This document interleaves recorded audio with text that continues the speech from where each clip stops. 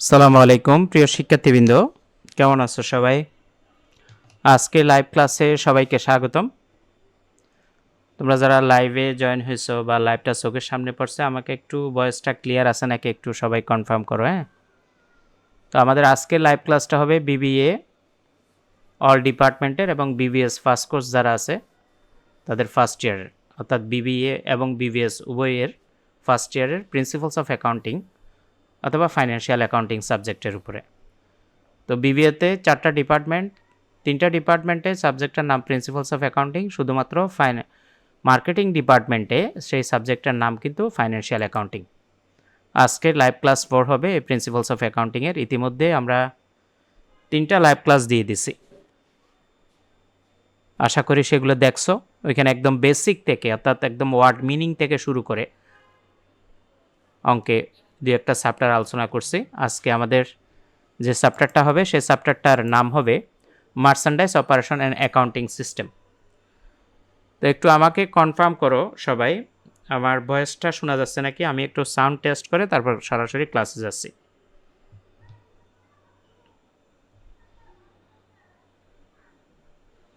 একটু কমেন্ট করে লিখে দিও যে যদি ক্লিয়ার থাকে। নাকি আমি একটু সাউন্ড টেস্ট করে তারপর সরাসরি ক্লাসে যাচ্ছি। ওকে, আমি একজন থেকে কমেন্ট পাইছি যে ভয়েস ক্লিয়ার আছে। আশা করি তোমরা যারা পরবর্তীতে জয়েন হবা সবাই কমেন্ট করবা এবং ক্লাসটা শেয়ার করে রাখবা, যাহলে পরবর্তীতে তোমার সুবিধাসম্মত সময়ে তুমি দেখে নিতে পারবা। আর তোমরা যারা লাইভ ক্লাস 1 দেখো নাই, বেসিক রুলসগুলো যদি দেখতে চাও এবং প্রথম থেকে যদি ক্লাসটা বুঝতে চাও বইয়ের, তাহলে অবশ্যই লাইভ ক্লাস 1টা দেখবা। আমি রিকোয়েস্ট করব, তোমরা যারা বিভিন্ন গ্রুপ থেকে আসছো বা ইংলিশ ভার্সনে অঙ্ক করতে সমস্যা হয়, তাদের জন্য লাইভ ক্লাস 1টা অনেক বেশি হেল্পফুল হবে। তারপরে লাইভ ক্লাস 2, 3 দেখে লাইভ ক্লাস 4টা একদম ইজিলি বুঝে যাবা। তো আজকে লাইভ ক্লাস 4টা আমি শুরু করতেছি। এটার চ্যাপ্টারটার নাম হলো merchandise operation and accounting system. তো এই চ্যাপ্টারটা মূলত কয়টা ফরম্যাটের অঙ্ক আছে, পরীক্ষায় কোন কোন ফরম্যাটের অঙ্ক আসে এবং বইতেও বা কয়টা ফরম্যাটের অঙ্ক থাকে এই চ্যাপ্টারে, সেটা নিয়ে আগে আমরা একটু আলোচনা করে দিচ্ছি। খেয়াল করো, এখানে 3টা ফরম্যাটের অঙ্ক থাকে। সবাই একটু স্ক্রিনের দিকে খেয়াল করবা। এখানে 3টা ফরম্যাটের অঙ্ক থাকে। আজকে আমরা প্রথম ফরম্যাটে আলোচনা করব। আমাদের চ্যাপ্টারটার নাম আবার একটু আমি বলে দিচ্ছি। কোনো কোনো বইতে merchandise operation and accounting system, আর কারো বইতে যারা এক একটা ডিপার্টমেন্টে এক একটা নাম আছে, এটা নর্মালি মার্চেন্ডাইজ ইনভেন্টরি নামে আমরা সবাই চিনি বা মার্চেন্ডাইজ অপারেশন নামে চিনি। চ্যাপ্টারের নাম যেভাবেই থাকুক, এটা মূলত মজুত পণ্যের হিসাব রক্ষণ পদ্ধতি। এখানে প্রথম ফরম্যাটের মধ্যে 3টা ফরম্যাট। নাম্বার ফরম্যাট হলো perpetual inventory system. Perpetual inventory system 2 number periodic inventory সিস্টেমে। সি নাম্বার হলো স্টোর লেজার থাকে, যেখানে লিফু ফিফু ওয়েটেড অ্যাভারেজ মেথড ফলো করে আমাকে স্টোর লেজারের অঙ্কগুলো করতে হয়। তো আজকে আমি তোমাদেরকে পারপেচুয়াল ইনভেন্টরি সিস্টেমের অঙ্কগুলো কীরকম হয় সেগুলো আলোচনা করব। তার আগে পারপেচুয়াল ইনভেন্টরি সিস্টেম যেটা, পারপেচুয়াল ইনভেন্টরি সিস্টেমে অর্থ কী, পারপেচুয়াল ইনভেন্টরি সিস্টেম বলতে আমরা কী বুঝি সেটা একটু আলোচনা করাই দিই। পারপেচুয়াল ইনভেন্টরি সিস্টেমের বাংলা অর্থ হলো অবিরত মজুত পদ্ধতি বা নিত্য মজুত পদ্ধতি। তো অবিরত মজুত পদ্ধতি বা নিত্য মজুত পদ্ধতি বলতে আমরা কি বুঝি? দেখো, যে পদ্ধতিতে সমস্ত হিসাবকাল ধরে পণ্য ক্রয় বিক্রয় সংক্রান্ত প্রতিটি লেনদেনের বিস্তারিত হিসাব সংরক্ষণ করা হয় এবং প্রতিটি লেনদেন শেষে মজুত পণ্যের পরিমাণ জানা যায়, তাকে অবিরত মজুত পদ্ধতি বা নিত্য মজুত পদ্ধতি বলে। মূলত এই পদ্ধতিতে পণ্য ক্রয় বিক্রয় সংক্রান্ত প্রতিটি লেনদেনের বিস্তারিত রেকর্ড সংরক্ষণ করা হয়, ফলে যে কোনো সময়ে হাতে কী পরিমাণ মজুত আছে তা জানা যায় এবং প্রতিটি বিক্রয় শেষে উক্ত বিক্রিত পণ্যের ব্যয় কত সেটাও জানা যায়। তাহলে পারপেচুয়াল ইনভেন্টরি সিস্টেম, এটার বাংলা কি বলছি? অবিরত মজুত পদ্ধতি বা নিত্য মজুত পদ্ধতি কাকে বলো সেটাও বললাম। এখন আমরা একটা সাজেশন দেখব, যে সাজেশনটা অনেকবার পরীক্ষা আসছিল এবং তোমাদেরও আসতে পারে। আমরা একটু খেয়াল করি। আমি তোমাদের জন্য আমাদের ফেইড কোর্স থেকে একটা সাজেশন রাখছি। তোমরা চাইলে আমাদের ফেইড কোর্সে জয়েন হতে পারো, আমাদের দেওয়া নাম্বারে হোয়াটসঅ্যাপে মেসেজ করলে হয়ে যাবে। প্রথমে আমাদের কাজ হলো আমরা প্রশ্নটা আগে বুঝব। যেহেতু আমি ধরে নিলাম যে তোমরা আগে এই চ্যাপ্টার কখনো করে নাই বা এই চ্যাপ্টার সম্পর্কে তোমাদের আইডিয়া কম, এটা ধরে নিয়ে কিন্তু আমি ক্লাসটা শুরু করতেছি। আজকে সাজেশনের প্রশ্নটার দিকে খেয়াল করো। The following transaction were obtained in the Ababil and company during the month of March 2016। এটার অর্থ হলো নিচের যে ট্রানজ্যাকশনগুলো আছে, এই যে মার্চের 1 তারিখ থেকে মার্চের 26 তারিখ পর্যন্ত যতগুলো ট্রানজ্যাকশন আছে সেই ট্রানজ্যাকশনগুলো আবাবিল কোম্পানি নামে একটি প্রতিষ্ঠান থেকে নেওয়া হয়েছে 2016 সালের মার্চ মাসে। তাহলে আমাদের মার্চের 1 তারিখে কি বলছে দেখো, purchase merchandise on account from Kabil and company, টাকা 10,500, টার্মস 210 and 30 FOB ডেস্টিনেশন। আচ্ছা, আমি যদি প্রথম থেকে খেয়াল করি, পারচেস মানে কি? ক্রয় করা। মার্চেন্ডাইজ মানে কি? মজুত পণ্য, তার মানে মজুত পণ্য ক্রয় করছে। অন অ্যাকাউন্ট শব্দের অর্থ কি? বাকিতে বা ধারে। From Kabil and company, from মানে হইতে, কাবিল অ্যান্ড কোম্পানি হইতে তারা বাকিতে মজুত পণ্য ক্রয় করছে, টাকা হলো 10,500 টাকা। তাহলে আমি পুরো সেন্টেন্সটাকে যদি বলি যে কাবিল অ্যান্ড কোম্পানির নিকট হতে বাকিতে মজুত পণ্য ক্রয় 10,500 টাকার। এরপরে বলছে টার্মস। টার্মস শব্দের অর্থ হলো কিন্তু শর্ত। টার্মস শব্দের অর্থ কি? শর্ত। যেখানে শর্ত আছে 210, খেয়াল করো, এই 210, হ্যাঁ, 2 হলো বাট্টার হার আর 10 মানে হলো বাট্টার সময়, ডিসকাউন্ট পিরিয়ড যেটাকে বলে। এই 2টা হলো ডিসকাউন্ট আর 10 হলো ডিসকাউন্ট পিরিয়ড, বাট্টার সময়। এটার অর্থ হয় যদি 10 দিনের ভিতরে আমরা টাকা পরিশোধ করি তাহলে আমাদেরকে 2% বাট্টা দিবে। মানে এই কোম্পানি আবাবিলান কোম্পানি যে মজুত পণ্য ক্রয় করছে এ কাবিলান কোম্পানির কাছ থেকে 10,500 টাকার, এই টাকা 10 দিনের ভিতরে যদি পরিশোধ করে 2% বাট্টা দিবে। এরপরে কমা দিয়ে বলছে N30, যদি 10 দিনের ভিতরে পরিশোধ না করে 30 দিনের মধ্যে সম্পূর্ণ টাকা পরিশোধ করতে হবে। তাহলে টার্মস মানে কি? শর্ত। 210 মানে কি? 10 দিনের ভিতর পরিশোধ করলে 2% বাট্টা। N30 বলতে যদি 10 দিনের ভিতরে পরিশোধ না করে তাহলে সম্পূর্ণ টাকা 30 দিনের মধ্যে পরিশোধ করতে হবে। এটাই হলো শর্ত। এরপরে বলছে FOB ডেস্টিনেশন। খেয়াল করো, FOB ডেস্টিনেশন এটার অর্থ কি? FOB এটার পূর্ণরূপ হলো ফ্রি অন বোর্ড। ডেস্টিনেশন মানে হলো গন্তব্য। FOB ডেস্টিনেশন বা FOB গন্তব্য বলতে আমরা কি বুঝি? খেয়াল করবা, ডেস্টিনেশন মানে গন্তব্য, এটা তো আমরা সবাই বুঝছি। এটার অর্থ হলো বিক্রেতা তার মালগুলো বিক্রি করার সময় যদি এই শর্তে বিক্রি করে, FOB ডেস্টিনেশন। এগুলো হলো আন্তর্জাতিক বাণিজ্যের কতগুলো শর্ত, ঠিক আছে? এগুলো হলো এক্সপোর্ট ইম্পোর্ট যারা করে তাদের এগুলো হলো শর্ত। এই শর্তে যদি মাল বিক্রি করে, বিক্রেতা ক্রেতার কাছে বা ক্রেতার গন্তব্যে পৌঁছানো পর্যন্ত তার সকল মালের দায় দায়িত্ব তার থাকবে। সকল খরচ, সকল ঝুঁকি বিক্রেতা বহন করবে। অর্থাৎ পণ্য নিরাপদে ক্রেতার কাছে পৌঁছে না দেওয়া পর্যন্ত পরিবহন চলাকালীন সময়ে যত খরচ এবং যত ঝুঁকি সব কিছুর জন্য কে থাকবে? বিক্রেতা দায়ী থাকবে। এটাকে বলা হয় FOB ডেস্টিনেশন। তাহলে প্রথম যে তারা পণ্য ক্রয় করছে বাকিতে কাবিলের কোম্পানি থেকে 10,500 টাকার, সেটার প্রথম শর্ত হলো 10 দিনের ভিতরে পরিশোধ করলে 2% বাট্টা হবে, আর না হয় 30 দিনের ভিতরে নেট টাকা পরিশোধ করতে হবে। এবং শর্ত হলো FOB ডেস্টিনেশন, মানে গন্তব্যে, ক্রেতার গন্তব্যে পৌঁছা পর্যন্ত সকল দায় দায়িত্ব বিক্রেতার থাকবে, অর্থাৎ কাবিলান কোম্পানির থাকবে। এরপরে বলছে 3 তারিখে রিটার্ন মার্চেন্ডাইজ ফর টাকা 500, purchase on March 1 for defects. অর্থাৎ এই যে মার্চের 1 তারিখে পণ্য ক্রয় করছে 10,500 টাকার কোম্পানি, মানে আবাবিলান কোম্পানি যে ক্রয় করছিল কাবিলান কোম্পানি থেকে, সেখানে 500 টাকার মজুত পণ্য ডিফেক্ট পাওয়া গেছে। ডিফেক্ট মানে নষ্ট আর কি, সে যার কারণে ফেরত দিছে। 8 তারিখ বলছে sold merchandise on account. Sold মানে বিক্রয় করা, মার্চেন্ডাইজ মানে মজুত পণ্য, অন অ্যাকাউন্ট মানে বাকিতে। তার মানে বাকিতে মজুত পণ্য বিক্রয় করছে টু হাবিলান কোম্পানি, মানে হাবিলান কোম্পানিকে, টাকা 21,000, 21,000 টাকার। ট্রান্স হলো 210, যেটার শর্ত 210, মানে এই বিক্রয়ের ক্ষেত্রে শর্ত দিছে কি 10 দিনের ভিতর পরিশোধ করলে 2% বাট্টা, ঠিক আছে?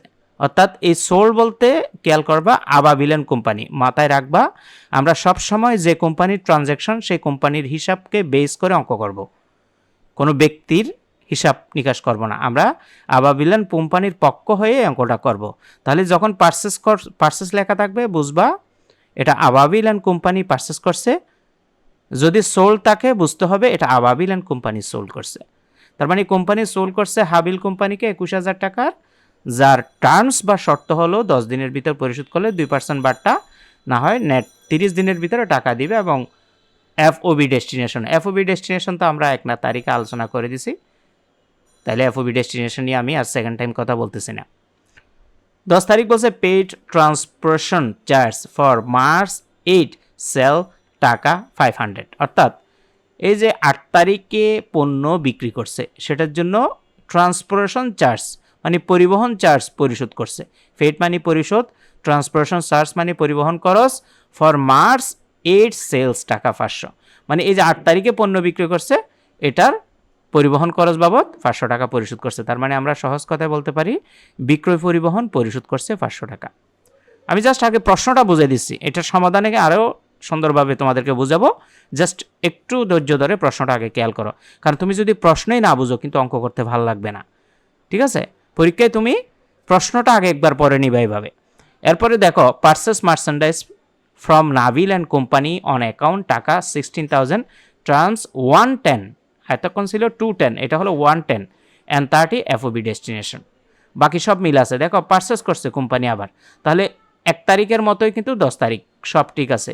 Purchase merchandise from Nabil and company, এখানে নাবিল অ্যান্ড কোম্পানি থেকে ক্রয় করছে বলছে অন অ্যাকাউন্ট মানি বাকিতে 16,000 টাকার, ট্রান্স হলো 10 দিনের ভিতর টাকা পরিশোধ করলে 1% বাট্টা পাওয়া যাবে এবং না হয় নেট 30 দিনের ভিতর টাকা দিতে হবে। আর শর্ত ছিল এফওবি ডেস্টিনেশন, এটা একটা টার্মস, এগুলোকে ইনকো টার্মস বলে, অর্থাৎ আন্তর্জাতিক বাণিজ্যে এই শব্দগুলো ব্যবহার হয়।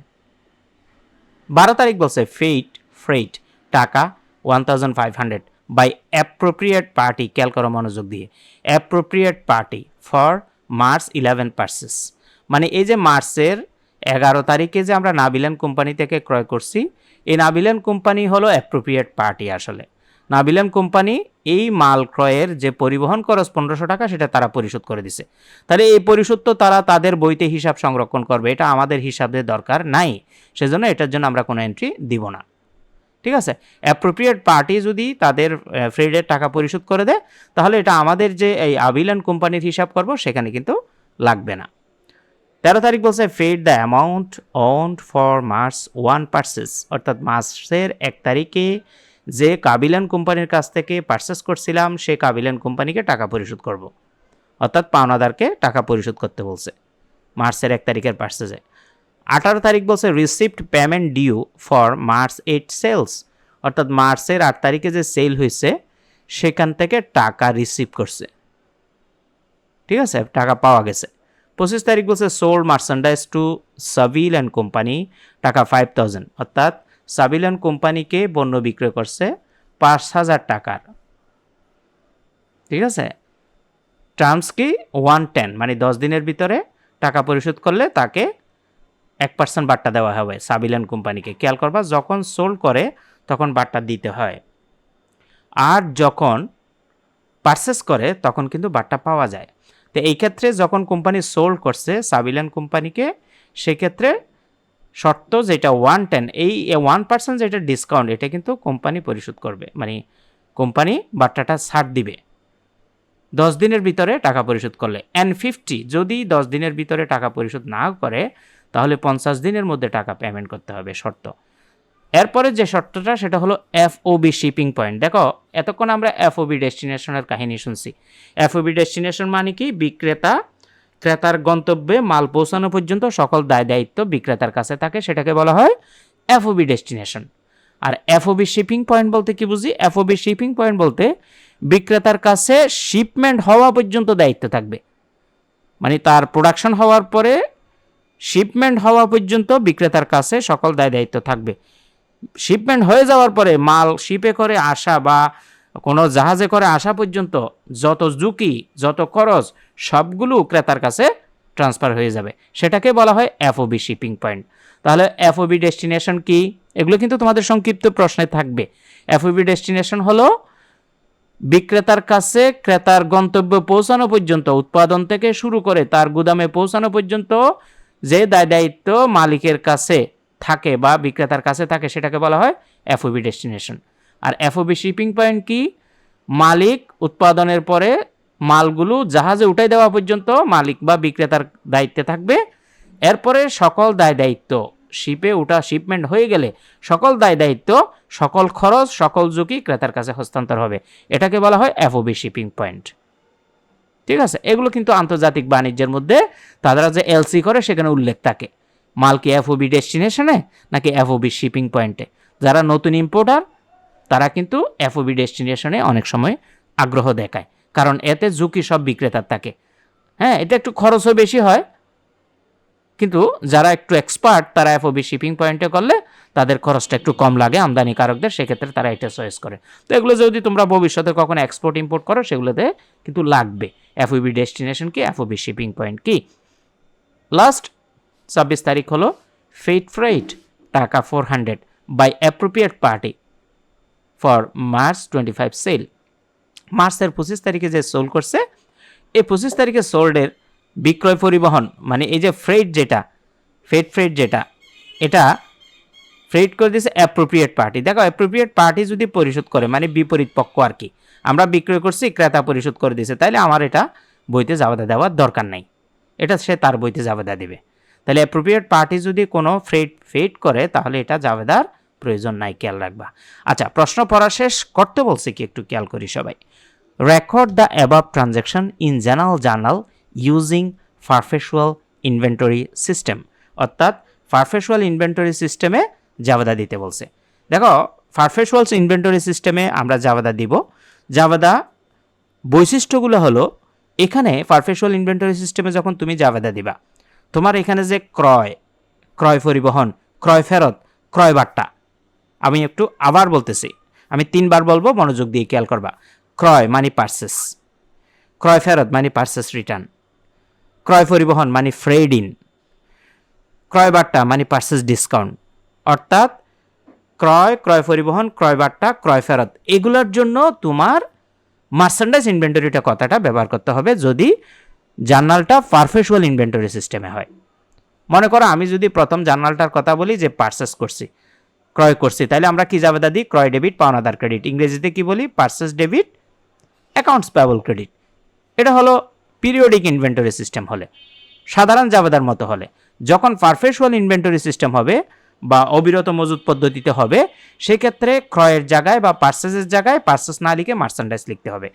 তাহলে ক্রয় এবং ক্রয় সংক্রান্ত যত দফা আছে সেই দফাগুলোতে মার্চেন্ডাইজ ইনভেন্টরি ব্যবহার করে জাবেদা দেওয়াকে বলা হয় পারপেচুয়াল ইনভেন্টরি সিস্টেমে জাবেদা দেওয়া।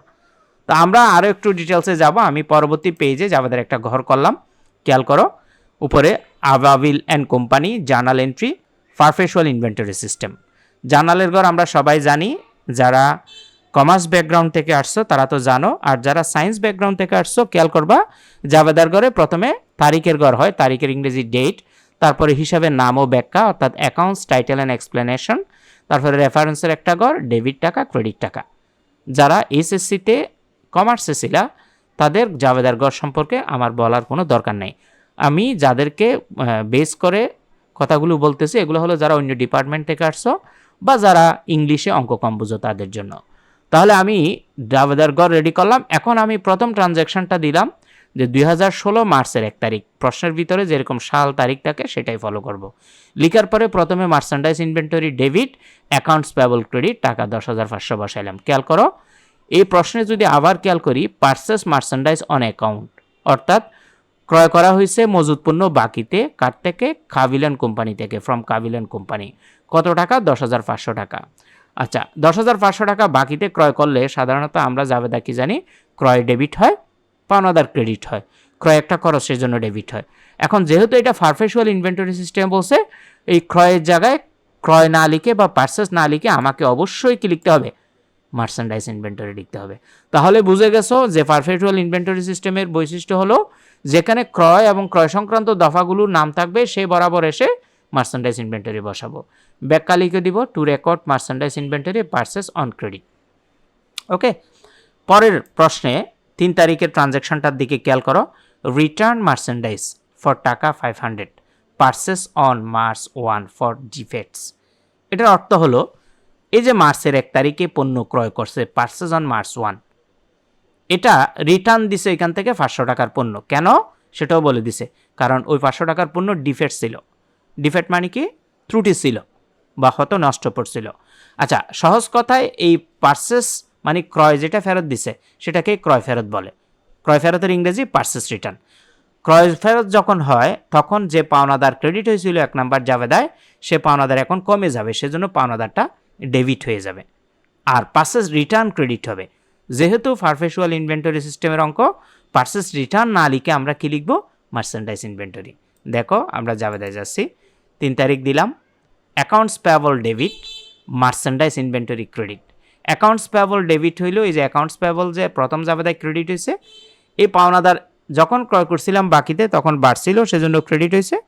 এখন যখন আমি এখান থেকে কিছু পণ্য ফেরত দিছি, আমার পাওনাদার কিছু পরিমাণ কমে গেছে, সেজন্য ওই পাওনাদারকে ডেবিট করতে হবে। পাওনাদার একটা দায়, আমরা জানি দায় কমলে ডেবিট হয়, দায় বাড়লে কিন্তু ক্রেডিট হয়। এগুলো কিন্তু আমরা বেসিক ক্লাসে একদম গুছিয়ে আলোচনা করছি, সেজন্য রিকোয়েস্ট করব বেসিক ক্লাসটা যদি না দেখে থাকো, এই ক্লাসের শেষে অবশ্যই বেসিক ক্লাসটা খুঁজে নিবা, আর যদি খুঁজে না পাও আমাকে কমেন্ট করে জানাবো, আমি লিঙ্ক দিয়ে দেবো। আচ্ছা, অ্যাকাউন্টস পেয়েবল কেন ডেবিট করলাম, কারণ দায় কমছে, সেজন্য অ্যাকাউন্টস পেয়েবল ডেবিট হয়েছে। আর মার্চেন্ডাইজ ইনভেন্টরি ক্রেডিট করলাম, কারণ এখানে নর্মালি হওয়ার কথা ক্রয় ফেরত অর্থাৎ পার্সেস রিটার্ন। আমি কি বলছিলাম, যখন পারপেচুয়াল ইনভেন্টরি সিস্টেমে অঙ্ক হবে তখন ক্রয় ফেরত, ক্রয় বার্তা, ক্রয় এগুলোর জায়গায় আমরা কি লিখবো, মার্চেন্ডাইজ ইনভেন্টরি। সেজন্য এই পারপেচুয়াল ইনভেন্টরি বলে এই জায়গায় মার্চেন্ডাইজ ইনভেন্টরি ক্রেডিট হয়েছে। তাহলে এটা যদি পিরিয়ডিক ইনভেন্টরি সিস্টেমে হয়, সেক্ষেত্রে কিন্তু accounts payable debit, purchase return credit হবে। তাহলে কখন রিটার্ন হবে, কখন মার্চেন্ডাইজ ইনভেন্টরি হবে, আশা করি বুঝতে পারতেছো আস্তে আস্তে। তো যখন পুরো অঙ্কটা শেষ হবে একদম পুরো মাথায় ঢুকে যাবে সব ইনশাল্লাহ। টু রেকর্ড পার্সেস রিটার্ন, এটা ব্যাখ্যা দিয়ে দিবা।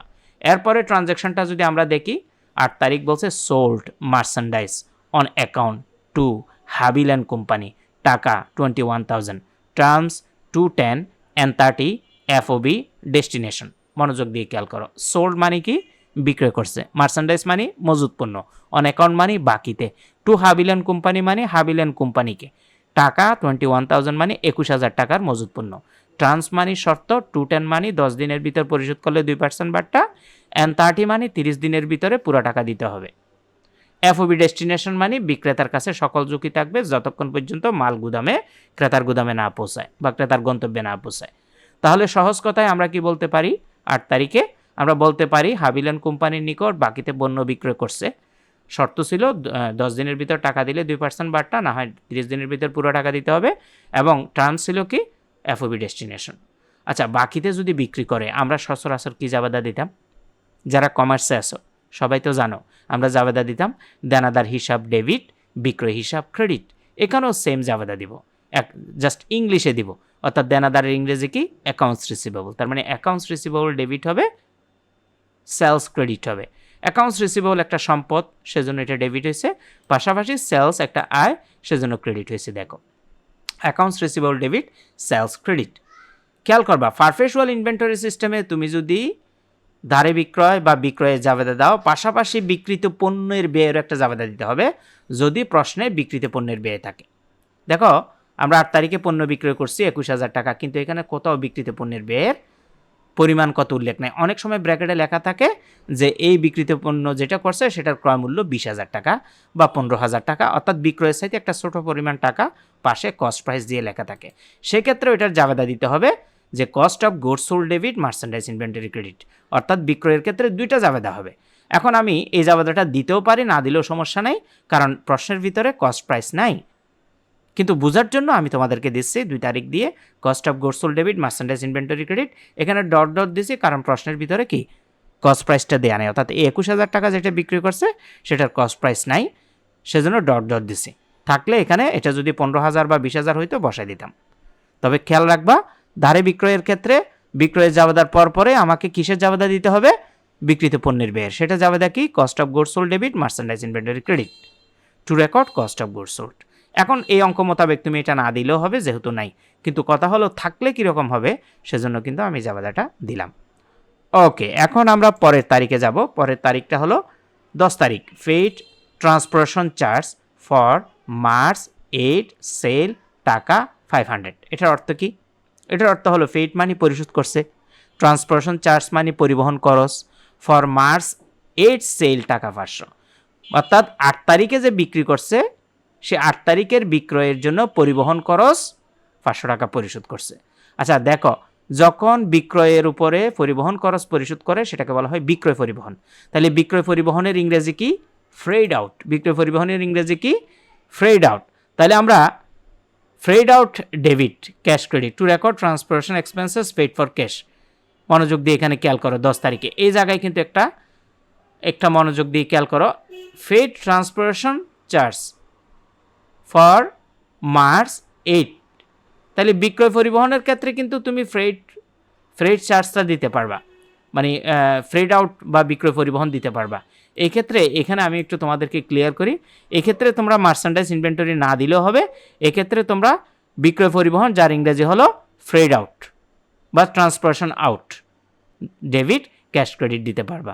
মার্চেন্ডাইজ ইনভেন্টরিটা শুধু ক্রয় পরিবহন, ক্রয় বার্তা, ক্রয় ফেরত এগুলোর ক্ষেত্রে ব্যবহার করবা। তাহলে এখানে তুমি মার্চেন্ডাইজ ইনভেন্টরি না দিয়ে কি দিবা? ফ্রেড আউট বা transportation out debit cash credit দিতে পারবা to record transportation expenses paid for cash. এরপরে ট্রানজ্যাকশনটা যদি আমরা দেখি, 11 তারিখে purchase merchandise from Nabil and company on account টাকা 16,000, টার্মস 110 and 30 এফওবি ডেস্টিনেশন। দেখো এই 11 তারিখের যে ট্রানজ্যাকশন সেটা হুবহু 1 তারিখের সাথে মিল আছে। Purchase merchandise on account, just Kabil and company বলছে, এখানে পার্সোনাল মার্চেন্ডাইজ কোম্পানি নাবিলান কোম্পানি বলছে। এখানে 10,500 টাকার ক্রয় করছে, এখানে 16,000 টাকার ক্রয় করছে। এখানে টার্মস ছিল 210, এখানে 110, এখানেও N30, এখানেও N30, এখানেও এফওবি ডেস্টিনেশন, এখানে এফওবি ডেস্টিনেশন। তার মানে তুমি যদি 1 তারিখটা বুঝো, এটা তুমি পারবা না। বাকিতে ক্রয় করলে আমরা জাবেদা কি দিছিলাম? আমরা দিছিলাম merchandise inventory debit accounts payable credit. এখন আমি সেই একই জাবেদা 11 তারিখে দিব, merchandise inventory debit accounts payable credit 16,000 টাকা। দেখো মার্চেন্ডাইজ ইনভেন্টরি কেন? কারণ ক্রয় করলেও তো পারচেস ডেবিট হয়, কিন্তু যেহেতু পারপেচুয়াল ইনভেন্টরি সিস্টেম সেজন্য এটা মার্চেন্ডাইজ ইনভেন্টরি। এটা যদি পিরিয়ডিক ইনভেন্টরি সিস্টেমে করে তাহলে এই মার্চেন্ডাইজ ইনভেন্টরির জায়গায় কিন্তু purchase debit accounts payable credit লিখতে হবে। তাহলে বুঝতে পারছো, যদি পারপেচুয়াল বলে আমরা মার্চেন্ডাইজ ইনভেন্টরি লিখব, আর যদি পিরিয়ডিক ইনভেন্টরি সিস্টেম বলে সেক্ষেত্রে আমরা পারচেস ডেবিট লিখব। এরপরে আমরা যদি পরবর্তী তারিখে যাই, 12 তারিখ বলছে ফেড ফ্রেট টাকা 1,500 by the appropriate party for March 11 purchase. এটার অর্থ হলো যে 1500 টাকা ফেড করছে কি ফ্রেড বাবদ, ফেড করছে, ফেড মানে পরিশোধ, অ্যাপ্রোপ্রিয়েট পার্টি মানে 11 তারিখে যে আমরা ক্রয় করছিলাম সেটার জন্য আমরা যাদের থেকে ক্রয় করছি নাবিলান কোম্পানি, তারা ভাড়া পরিশোধ করছে। তাইলে এটা তো আমাদের হিসাবে দরকার নেই, যার কারণে এই 12 তারিখে কোনো এন্ট্রি দিব না, এটার জন্য আমরা লিখব নো এন্ট্রি। আমি যদি পরের পেজে যাই, এই যে 12 তারিখ দিয়ে নো এন্ট্রি দিলাম, এখানে কোনো টাকা বসবে না, মানে কোনো জাবেদা দেওয়ার দরকার নেই, কারণ এটা নাবিলান কোম্পানির বইতে সেই হিসাব রাখবে, আমাদের দরকার নেই। ঠিক আছে, এরপরে তারিখ যদি আমরা খেয়াল করি, 13 তারিখ paid the amount owed for March 1 purchase. এটার অর্থ হলো ফেড মানি পরিশোধ করছে, দ্য অ্যামাউন্ট মানি টাকার পরিমাণ, ওন্ড মানি হলো ফর মার্চ 1, যারা মার্চ 1 তারিখে যে মালিক ছিল, এই যে কাবিলান কোম্পানি যাদের থেকে ক্রয় করছি তাদেরকে আমরা কি করছি? ফেড করছি। এখন একটা জিনিস খেয়াল করো, আমরা যখন 1 তারিখ কিনছিলাম শর্ত ছিল কি 210, মানে 10 দিনের ভিতর পরিশোধ করলে 2% বাট্টা পাবো। বাট আমি তো 10 দিনের ভিতরে পরিশোধ করি না, 1 তারিখ কিনছি 13 তারিখ পরিশোধ করতেছি, তাহলে আমাদের তো এখানে 10 দিনের বেশি হয়ে গেছে। 10 দিনের বেশি হলে শর্ত হলো N30, মানে পুরো টাকাই দিতে হবে। তাহলে এখন একটু খেয়াল করো, আমরা 10,500 কিনছিলাম, তাই না 1 তারিখে, কিন্তু 3 তারিখে আমরা তাদেরকে কিছু পণ্য ফেরত দিছি না, এই যে মার্চের 1 তারিখে ক্রয় করা থেকে ডিফেক্ট ছিল সেজন্য। তাহলে 10,500 থেকে তাকে 500 ফেরত দিছি, তাহলে সে আমার থেকে আর টাকা পাবে কত? 10,500, মানে কাবিলান কোম্পানি টাকা পাবে 10,500। এখন 10,500 থেকে এ 500 ফেরত দিলে আর 10,000 পাবে, অর্থাৎ 10,500 কিনছিলাম, তার মধ্যে 500 টাকার পণ্য ডিফেক্ট পড়ছে, সে কারণে 500 টাকার পণ্য ফেরত দিছি, এখন সে আমার থেকে 10,000 পাবে, তাকে আমি 10,000-এ পরিশোধ করব। তার মানে এখন আমরা যদি এই কাবিলান কোম্পানিকে পরিশোধ করি, কাবিলান কোম্পানি তো পাওনাদার, তাহলে কাবিলান কোম্পানি বা পাওনাদার ডেবিট হবে, কারণ দায় পরিশোধ করে দিলে দায় কমে যায়, সেজন্য এটা ডেবিট হয়ে যাবে, আর প্রতিষ্ঠান থেকে পরিশোধ করাতে ক্যাশ টাকা চলে যাবে, যার কারণে ক্যাশ ক্রেডিট হবে। দেখো এই যে 13 তারিখ accounts payable debit cash credit এই 10,000 টাকা, 10,500-র মধ্যে আমরা 500 টাকা ডিফেক্টের কারণে আগেই ফেরত দিয়েছিলাম, সেজন্য সে আমার থেকে আর 10,000 পাবে, 10,000-এ পরিশোধ করব। অ্যাকাউন্টস পেয়াবল কেন ডেবিট? কারণ অ্যাকাউন্টস পেয়াবলের পরিমাণ কমে গেছে পরিশোধ করলে, আর দায় কমলে ডেবিট হয়, সেজন্য ডেবিট। ক্যাশ কেন ক্রেডিট? কারণ প্রতিষ্ঠান থেকে ক্যাশ টাকা চলে গেছে, সম্পদ চলে গেলে বা কমে গেলে ক্রেডিট হয়, সেজন্য এটা credit. To record cash paid two accounts payable after discount period, অর্থাৎ বাট্টাকালীন সময়ের পরে আমরা পাওনাদারকে টাকা পরিশোধ করে দিছি। এরপরে তারিখ যদি আমরা দেখি, 18 তারিখ বলছে দেখো receipt payment due for March 8 sales.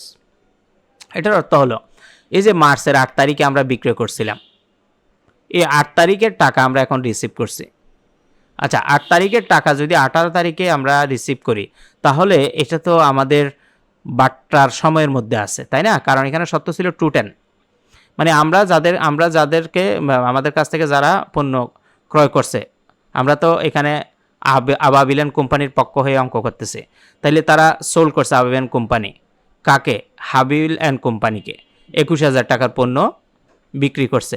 সেক্ষেত্রে শর্ত ছিল 10 দিনের ভিতরে পরিশোধ করলে 2% বাট্টা। যেহেতু 18 তারিখ পরিশোধ করতেছে, তাইলে 10 দিনের ভিতরে পরিশোধ করছে, মানে কোম্পানি রিসিভ করছে আর কি। আচ্ছা, কোম্পানি যদি রিসিভ করে তাইলে কোম্পানির ঘরে টাকা আসছে, সেজন্য ক্যাশ ডেবিট হবে। যেহেতু 10 দিনের ভিতরে পরিশোধ করছে, কোম্পানি তাকে 2% বাট্টা দিবে। হ্যাঁ, তো এই যে বাট্টা দিবে এটাকে বলা হয় সেলস ডিসকাউন্ট। বিক্রয়ের উপর যে বাট্টা দিবে সেটা সেলস ডিসকাউন্ট, আর সেলস ডিসকাউন্ট সবসময় ডেবিট হয়। তার মানে ক্যাশ ডেবিট হবে, তারপরে সেলস ডিসকাউন্ট ডেবিট হবে, ফাইনালি অ্যাকাউন্টস রিসিভেবল ক্রেডিট হবে। তো সেলস ডিসকাউন্টটা আগে বের করে নিতে হবে। 21,000 টাকা 2% করে দেখো, তোমার সেলস ডিসকাউন্টের টাকা পেয়ে যাবা। এই যে সেলস ডিসকাউন্ট ডেবিট 420, কীভাবে 420? এই 21,000-এর 2% করলে 420। আচ্ছা, 21,000 থেকে যদি সেলস ডিসকাউন্ট 420 হয়, তাহলে 21,000 থেকে এই 420 মাইনাস করলে আর 20,580 টাকা এটাই নগদে গ্রহণ করবে, সেজন্য ক্যাশ ডেবিট। তাহলে আমি জাবেদাটা আবার একটু বুঝাই। কোম্পানি নগদ টাকা পাবে, সেজন্য ক্যাশ ডেবিট করবে, যেহেতু নগদ টাকা আসছে, সম্পদ বাড়ছে। সেলস ডিসকাউন্ট বিক্রয় বাট্টা কিন্তু একটা খরচ, সেজন্য এটা ডেবিট হয়েছে। আর অ্যাকাউন্টস রিসিভেবল ক্রেডিট, কারণ দেনাদার থেকে টাকা পেয়ে গেলে দেনাদার কমে যায়, সেজন্য অ্যাকাউন্টস রিসিভেবল ক্রেডিট হয়েছে। এই 21,000 টাকার উপরে প্রথমে 2% করবা, 420 হবে। 21,000 থেকে 420 টাকা বাট্টা দিয়ে দিলে বাকি 20,580 টাকা নগদ পাওয়া গেছে। To record cash receive from account receivable within discount period, বাট্টাকালীন সময়ের মধ্যে নগদ টাকা গ্রহণ করা হইল।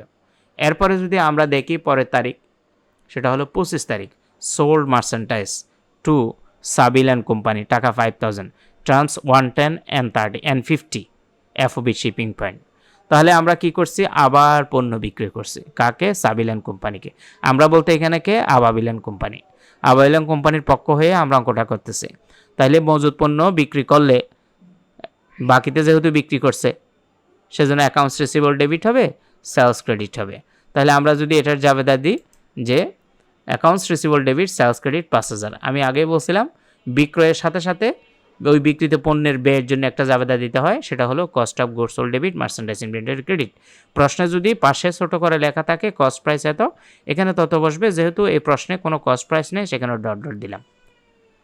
এরপরের আমরা যদি তারিখটা দেখি, একটু মনোযোগ দিয়ে খেয়াল করো।